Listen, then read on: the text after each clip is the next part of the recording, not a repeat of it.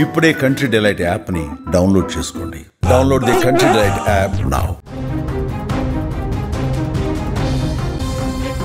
సొంత కొడుకును ఓ తల్లే దారుణంగా చంపించిన ఘటన అన్నమయ్య జిల్లాలో కలకలం రేపుతోంది. కొడుకు హత్యకు 6 లక్షల రూపాయలు సుపారీ ఇచ్చి మరీ దారుణంగా హత్య చేయించింది కన్నతల్లి. తల్లి శ్యామలమ్మకి 2 కొడుకులు. పెద్ద కొడుకు 22 ఏళ్ల జయప్రకాష్ రెడ్డి మదనపల్లి సమీపంలో అంగళ్ళలో MBA చదువుతా ఉన్నాడు. దురలవాట్లకు బానిసై ఆస్తి కోసం వేధిస్తున్న కొడుకును భరించలేకపోయిన తల్లి శ్యామలమ్మ అంతం చేయాలని నిర్ణయం తీసుకుంది. రెండో కొడుకు విజయవాడలో చదువుకుంటా ఉన్నాడు.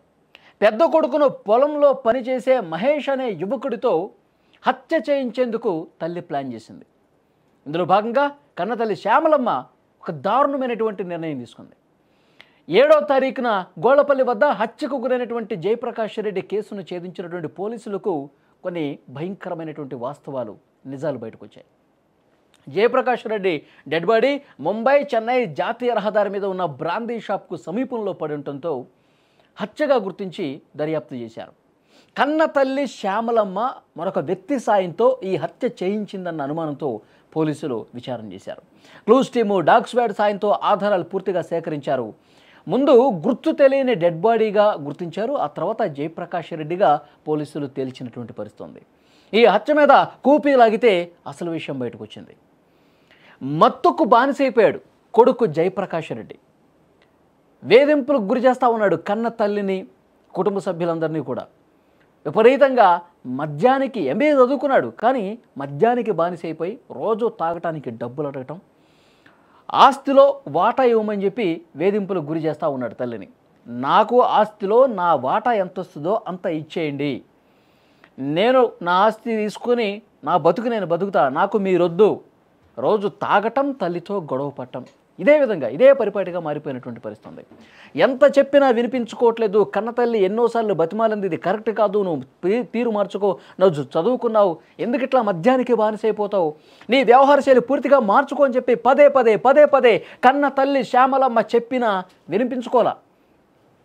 ఇంకా ఇదే రకంగా ప్రవర్తిస్తూ ఉన్నాడు. భరించలేనటువంటి ఆ తల్లి శ్యామలమ్మ ఇక చేసేదేమీ లేక కన్న కొడుకైనా సరే అడ్డు తొలగించుకోవాలని చెప్పి నిర్ణయం తీసుకుంది. తను టమాటా లోడ్ని మార్కెట్కి చేస్తూ ఉంటుంది రెగ్యులర్గా. సో అక్కడ పరిచయం అయ్యాడు మహేష్ అనేటువంటి వ్యక్తి. అతనితో బేరాన్ని కుదుర్చుకునే ప్రయత్నం చేసింది. నా కొడుకుని చంపేసేయండి, అవసరంలో వాడితో అసలు మాకు ఇంకా సంబంధం లేదు, వాడిని చంపేసేయండి, ఎంత కావాలి. 10 లక్షల రూపాయలు అడిగాడు అతను.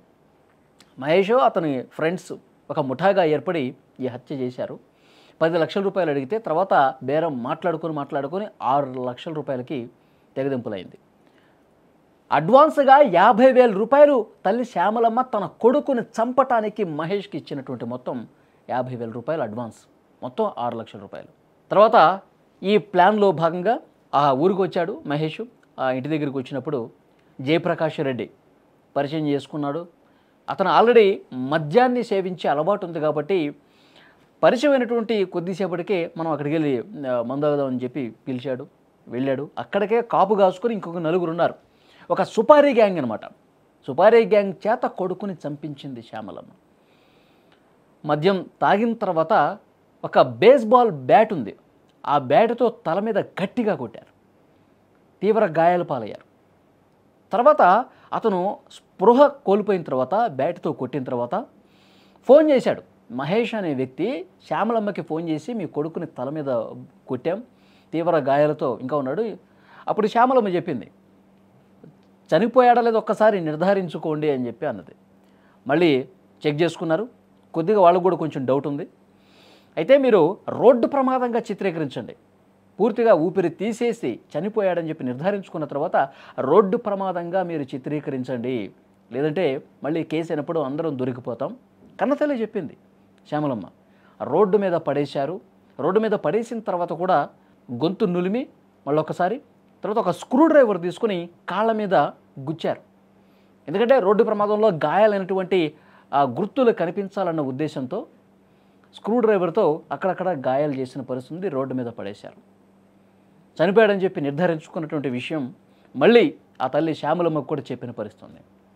చూసారా, అంటే కన్న తల్లి తన పేగు బంధం కూడా పూర్తిగా వదిలేసుకోవాలని నిర్ణయం తీసుకుంది. కన్న కొడుకు ఎంత ఇబ్బంది పెడితే, ఇక్కడ ఒక పాయింట్ మనం అర్థం చేసుకోవాలి. ఏదేమైనా సరే, ఎన్ని కష్టాలున్నా ఎన్ని బాధలున్నా కొడుకుని తల్లి చంపుకోదు. కానీ ఆ తల్లే చంపుకోవాలి అని చెప్పి నిర్ణయం తీసుకుందంటే ఈ జయప్రకాష్ రెడ్డి అనేటువంటి ఒక కొడుకు ఎంత దుర్మార్గంగా ప్రవర్తించాడో, తల్లిని ఎంత క్షోభకు గురి చేశాడో, తాగుతూ డబ్బులు ఇష్టారీతన ఖర్చు పెడుతూ అప్పులు చేస్తూ ఆ ఆస్తిని కూడా నాకు రావాల్సింది నాకు ఇచ్చే అని చెప్పేసి ఇంత వేధింపులకు గురి చేస్తుంటే ఆ తల్లికి ఇంకా వేరే ఆప్షన్ ఏమీ దొరకలేదా? ఇంకా వద్దు వీడు అని చెప్పి ఆ నిర్ణయం తీసుకుందా?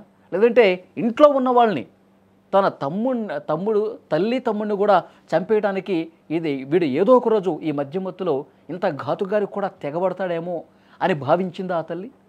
అందుకే ఇలాంటి నిర్ణయం ఏ తల్లి తీసుకోనటువంటి నిర్ణయం తీసుకోవాల్సినటువంటి పరిస్థితి వచ్చిందా?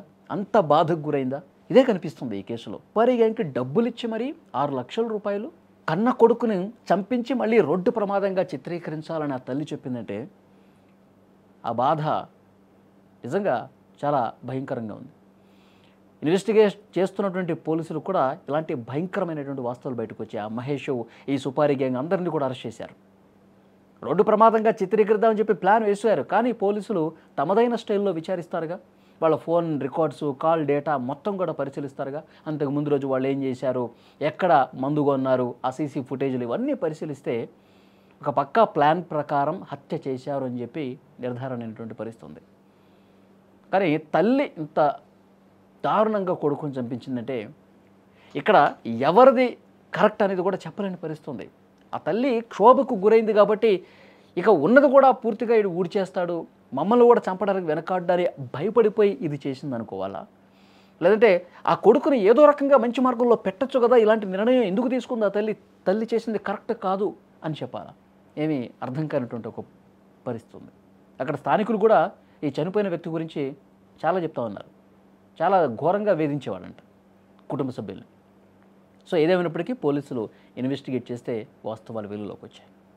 గుర్తు తెలియని వ్యక్తులు గొల్లపల్లి నుంచి గుడిచెవారిపల్లి పోయే దారిలో ఒక వ్యక్తిని చంపినారని చెప్పి సమాచారం మేరకు వాళ్ళ ఫిర్యాది గిరివర్ధన్ రెడ్డి అతను గుర్తుపట్టి అతను కంప్లైంట్ ఇచ్చాడు. మా అన్నని గుర్తు తెలియని వ్యక్తులు చంపినారనే ఫిర్యాదు మేరకు కేసు నమోదు చేసి మేము దర్యాప్తులో భాగంగా సాంకేతిక ఆధారాలతో మరియు టెక్నికల్ ఆధారాలతో విధంగా శ్యామలమ్మ వాళ్ళ తల్లిని విచారించగా వాళ్ళ తల్లి చెప్పిన సాక్ష్యం మేరకు మహేష్ మరియు భానుప్రకాష్, సాయి గణేష్, ఆకాష్, పసల కిరణ్, రాహుల్ ప్రమోద్, మోపూరి హరిప్రసాద్ వీరిని అరెస్ట్ చేసి రిమాండ్కు పంపించడం జరుగుతున్నది. ఈ కేసు పూర్వపరాలు ఏమంటే ఈ శ్యామలమ్మకి 2 కొడుకులు, ఈమెకి గిరివర్ధన్ రెడ్డి చిన్న కొడుకు, జయప్రకాష్ రెడ్డి పెద్ద కొడుకు. ఈ పెద్ద కొడుకు జయప్రకాష్ రెడ్డి చదువుకు బీటెక్ MBA సెకండ్ ఇయర్ చదువుతున్నాడు. ఇతను 4 నుంచి కాలేజీలో పోకుండా ఆమెను సతాయించుకుంటూ ఆస్తి పంచాలని చెప్పి, అందువల్ల ఆమె విసుగు చెంది ఈ మహేష్ అనే వ్యక్తితో డబ్బులు మాట్లాడి ఆ మహేష్ అనే వ్యక్తి వేరే వాళ్ళు తెలిసిన వాళ్ళతో వీళ్ళందరితో ఈ పథకం ప్రకారము ఇతన్ని కొట్టి ఇతన్ని హత్య చేసినారు.